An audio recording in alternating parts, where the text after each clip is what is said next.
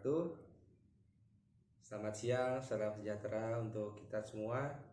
Perkenalkan, nama saya Rehan Vicky Pansuri, mahasiswa Fakultas Hukum Universitas Tarumanagara dengan NIM 205190059. Pada kali ini, saya akan menjelaskan beberapa materi, yaitu yang pertama adalah sistem peradilan pidana di Indonesia, dan yang kedua ialah proses tahapan hukum pidana itu sendiri. Sebelum memasuki tahapan materi, ada kalanya saya akan menjelaskan sedikit tentang hukum manusia dan hukum itu sendiri. Manusia tidak bisa lepas dari hukum. Setiap manusia mempunyai kepentingan. Dalam kehidupan manusia, kepentingan tersebut dikelilingi berbagai bahaya yang mengancam kepentingan manusia itu sendiri. Sehingga kepentingan dari manusia itu sendiri akan banyak ancaman-ancaman yang mengganggu dari kepentingan manusia itu sendiri. Untuk melindungi dari sekian kepentingan manusia yang ada di tiap diri manusia, maka dibutuhkanlah kaidah atau norma. Saya akan menyebutkan beberapa norma dan kaidah, diantaranya yaitu norma kepercayaan, norma kesusilaan, dan norma sopan santun. Dari sekian tadi ketiga yang saya sebutkan itu, belum merasa cukup untuk melindungi kepentingan tiap manusia itu sendiri. Untuk melengkapi melindungi kepentingan manusia itu sendiri, dibutuhkanlah suatu kaidah, yaitu kaidah hukum. Salah satu bagian penting dari upaya implementasi prinsip negara hukum adalah proses penegakan hukumnya. Idealnya, penegakan hukum harus bisa memenuhi 3 nilai dasar dari setiap hukum itu sendiri. Yang pertama adalah nilai keadilan. Yang kedua, nilai kemanfaatan. Yang ketiga adalah nilai kepastian hukum. Baik dalam tataran teoritis maupun praktis, 3 nilai ini tidak mudah diwujudkan untuk diwujudkan dengan proses bersama-sama. Ada salah satu yang dikorbankan, misalkan nilai kemanfaatan yang dikorbankan, dan kita menjunjung tinggi nilai keadilan. Tapi ada salah satu kasus nilai keadilan yang diturunkan, tapi nilai kemanfaatan yang ditinggikan. Demikian pula pemenuhan nilai keadilan dan kemanfaatan di satu sisi, pada sisi yang lain dapat mengorbankan nilai kepastian hukum. Sistem peradilan pidana adalah dapat diartikan sebagai pemakaian pendekatan sistem terhadap mekanisme administrasi peradilan pidana.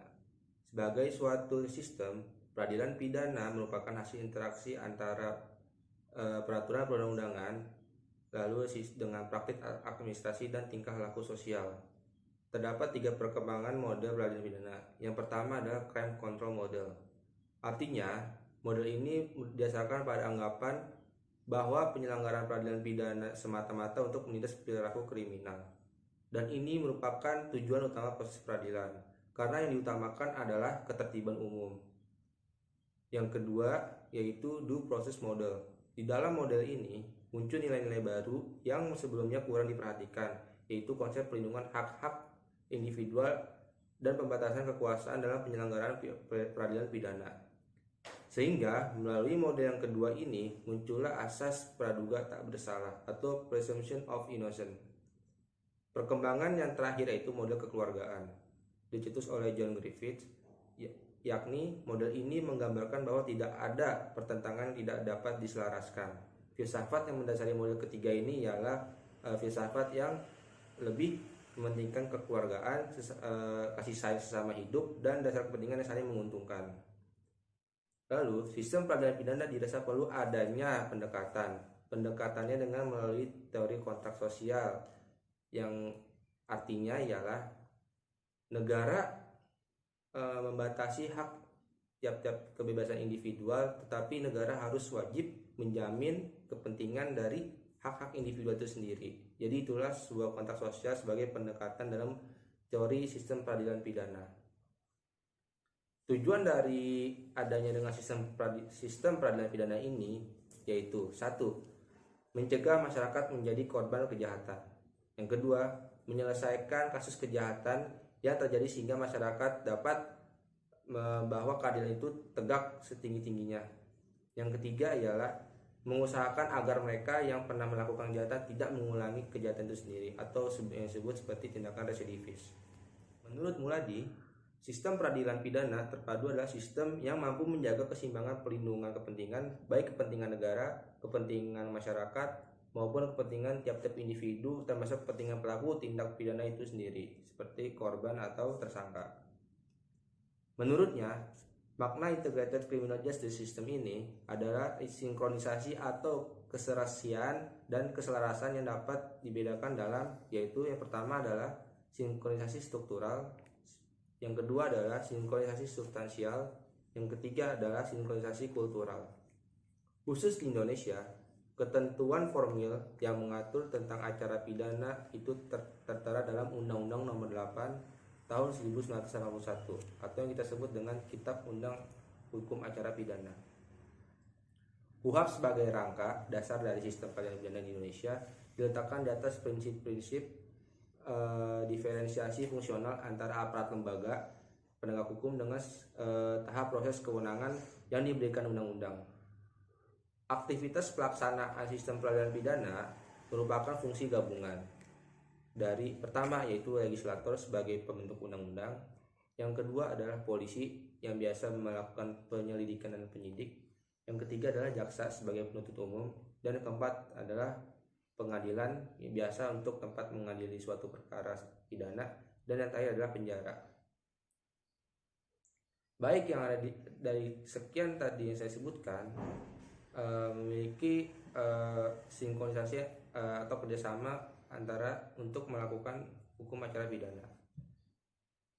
KUHP pada tahun 1991 memuat 10 asas yang penting dalam penyelenggaraan peradilan pidana, yaitu yang pertama adalah perlakuan yang sama di muka umum atau equality before the law.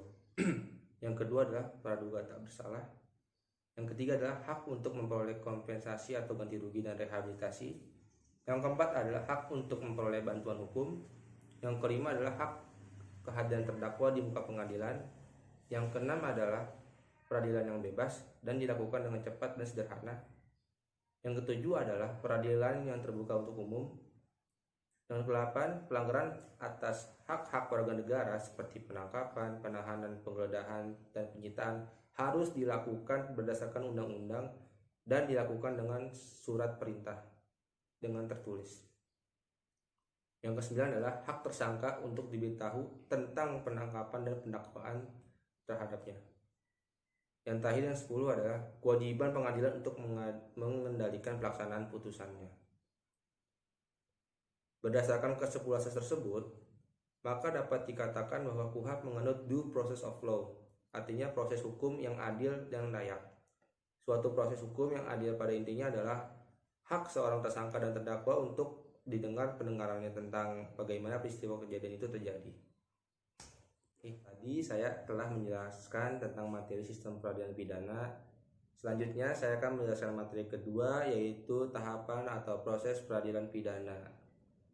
Oke teman-teman, untuk memasuki materi kedua ini, proses peradilan pidana diawali oleh suatu peristiwa hukum, yaitu semua peristiwa atau kejadian yang dapat menimbulkan akibat hukum antara pihak-pihak yang mempunyai hubungan hukum. Peristiwa hukum yang dimaksud di sini adalah peristiwa hukum yang termasuk ke dalam ruang lingkup hukum pidana sehingga dapat diproses melalui proses peradilan pidana. KUHP di Indonesia terbagi dengan 3 fase, yaitu yang pertama adalah fase pra-adjudikasi, yang kedua adjudikasi, yang ketiga pasca adjudikasi. Dalam tahapan pra-adjudikasi, di situ terjadi dilaksanakannya penyelidikan dan penyidikan. Penyelidikan dijelaskan dalam pasal 1 butir 5 Kitab Undang Hukum Acara Pidana, yaitu serangkaian tindakan mencari dan menemukan suatu keadaan atau peristiwa yang berhubungan dengan kejahatan dan pelanggaran tindak pidana atau yang diduga sebagai perbuatan tindak pidana. Penyelidikan merupakan tahap awal dan tak terpisah dari penyidikan. Oleh karena itu, sebelum dilakukan tindakan penyidikan, maka harus dilakukan tindakan penyelidikan. Penyelidikan dilakukan oleh penyelidik yang berdasarkan pasal 1 butir 4 Kitab Undang Hukum Acara Pidana dilakukan oleh polisi. Di Indonesia, polisi ini yaitu Kepolisian Republik Indonesia yang diberi wewenang oleh KUHP untuk melakukan penyelidikan. Penyidikan merupakan tahap lanjutan dari penyelidikan karena bukti-bukti permulaan dari hasil penyelidikan telah terkumpul dan dirasa cukup untuk menentukan seseorang menjadi tersangka. Yang berwenang untuk melakukan penyidikan ialah Kepolisian Republik Indonesia. Sama seperti penyelidikan, penyidikan juga dilakukan oleh Kepolisian Republik Indonesia. Namun, penyidikan sendiri dapat berhenti jika barang atau alat bukti itu tidak cukup untuk menentukan seseorang sebagai tersangka, karena dengan alasan batal demi hukum. Di dalam KUHP dijelaskan bagi penyidik, penuntut umum, dan hakim melakukan tindakan atau upaya paksa. Upaya paksa ini diatur dalam bab 5 Kitab Undang Hukum Acara Pidana, terdiri atas penangkapan, penahanan, penggeledahan rumah atau benda, penyitaan, dan pemeriksaan penyitaan surat. Yang pertama adalah penangkapan. Menurut pasal 1 butir 20 KUHP, ialah suatu tindakan penyidik berupa pengekangan sementara waktu, kebebasan tersangka atau terdakwa apabila terdapat cukup bukti guna kepentingan penyidikan atau penuntutan dan atau peradilan dalam hal serta menurut cara yang diatur dalam KUHP. Penangkapan bertujuan untuk mengamankan tersangka sebagai tindakan permulaan proses penyelidikan untuk memperoleh bukti awal untuk proses selanjutnya penyidikan dan penahanan.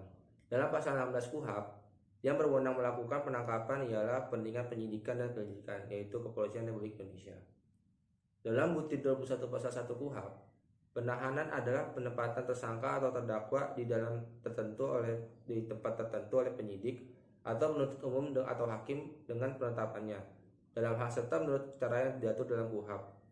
Tujuan penahanan adalah untuk pemeriksaan penyelidikan atau penyidikan yang cukup memadai untuk dituliskan kepada penuntut umum dan selanjutnya akan dipergunakan sebagai bahan pemeriksaan kepentingan penyidik atau penyelidikan. Lalu ada penggeledahan. Penggeledahan dalam Kitab Undang Hukum Acara Pidana terbagi menjadi dua, yaitu penggeledahan badan dan penggeledahan rumah. Berdasarkan pasal 1 butir 17 KUHP, penggeledahan rumah adalah tindakan penyidik untuk memasuki rumah tempat tinggal dan tempat tertutup lainnya untuk melakukan tindakan pemeriksaan. Lalu dalam butir 18 KUHP, penggeledahan badan adalah tindakan penyidik untuk memeriksa badan atau pakaian tersangka jika mana terdapat yang dicurigai sebagai bukti untuk menjadikan seseorang menjadi tersangka. Lalu penyitaan berdasarkan pasal 1 butir 16 KUHP. Penyitaan adalah serangkaian tindakan penyidik untuk mengambil alih dan atau menyimpan di bawah penguasaan benda, baik benda bergerak atau benda tidak bergerak. Lalu yang terakhir ialah pemeriksaan dan penyitaan surat-surat. Artinya adalah segala sesuatu yang memuat tanda-tanda bacaan yang dimaksudkan untuk mencurahkan isi hati atau menyampaikan buah pikiran seseorang dan dipergunakan sebagai bukti penyidikan. Surat-surat yang dapat diperiksa dan disita adalah surat yang dicurigai mempunyai indikasi sebagai seseorang itu melakukan tindak pidana. Berdasarkan pasal 47 KUHP, yang berwenang untuk melakukan pemeriksaan dan penyitaan ini adalah penyidik. Lalu, tadi saya telah menjelaskan proses-proses praadjudikasi. Sekarang kita memasuki fase adjudikasi itu sendiri. Artinya adalah pemeriksaan di pengadilan oleh hakim adalah dengan kehadiran jaksa penuntut umum dan terdakwa dengan atau tanpa didampingi oleh advokasi atau kuasa hukumnya. Hakim akan membuka pemeriksaan perkara setelah pengadilan menerima pelimpahan berkas-berkas dari penuntut umum atau seperti BAP, surat dakwaan, dan barang bukti dari jaksa penuntut umum. Lalu yang terakhir adalah fase pasca adjudikasi. Di sini adalah fase yang mana meliputi eksekusi putusan dan upaya hukum. Terdapat beberapa jenis upaya hukum antara lain perlawanan, banding, dan kasasi. Terdapat pula upaya hukum luar biasa yaitu kasasi demi kepentingan hukum yang diajukan oleh Jaksa Agung dengan peninjauan kembali. Oke, sekian dari saya. Apabila ada penjelasan yang kurang dimengerti, mohon maaf karena sempurna datangnya dari Tuhan, kesalahan datang dari saya. Wabillahi taufiq wal hidayah. Wassalamualaikum warahmatullahi wabarakatuh. Waalaikumsalam.